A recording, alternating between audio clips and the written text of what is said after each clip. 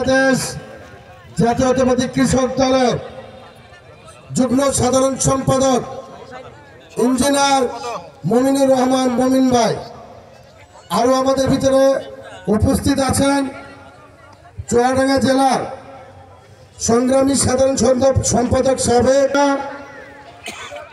কেন্দ্র কমিটির কৃষক দলের সম্মানিত সদস্য, আজকের অনুষ্ঠানে প্রধান বক্তা হিসাবে উপস্থিত আছেন মিলিমা ইসলাম। আমাদের মাঝে আর উপস্থিত আছেন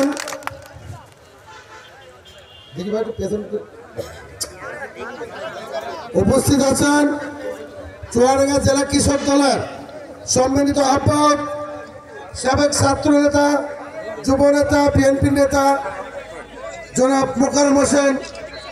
আজকের অনুষ্ঠানে বিশেষ অতিথি আমাদের মাঝে উথলি ইউনিয়ন বিএনপির সম্মানিত সিনিয়র সহসভাপতি বিএনপির এবং উথলি পৌর বিএনপির শাহজাহান কবির ভাই, সেক্রেটারি পৌর বিএনপির জীবননগর, উনি উপস্থিত আছেন।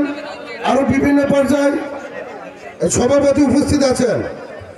শাহজাহান কবির ভাই সভাপতি আমাদের মাঝে উপস্থিত আছেন সহ বিভিন্ন পর্যায়ের নেতৃবৃন্দ।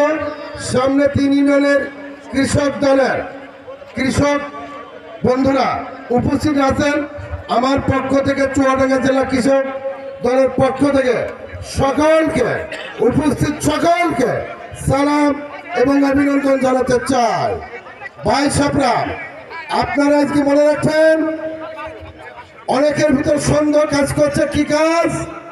যে বিএনপি এত বড় একটা দল মাঠের মধ্যে কেন, বাসরায় বসে আমরা কেন, স্টেজ নাই কেন, চেয়ার নাই কেন? মূল বিষয়টা কেন বুঝতে পারছেন? ব্যানারে লেখা আছে কৃষক সমাবেশ। জনাব তারেক রহমান আপনাদের সারা বাংলাদেশে উনি বুঝতে পারছে, জানতে পারছে, অনুসন্ধান করে দেখছে যে বাংলাদেশের রাশি পতন করতে এই কৃষকরাই পারে এই দেশে উন্নয়ন করতে। কৃষক দল, কৃষকরা যারা বাংলাদেশে আছেন তারা কোনো টেন্ডারবাজি, সন্ত্রাসী, পেশি শক্তি, হঠকারিতা, মিথ্যা কথা, রাহাজানি, নির্যাতন করে না। ঠিক না বেটি?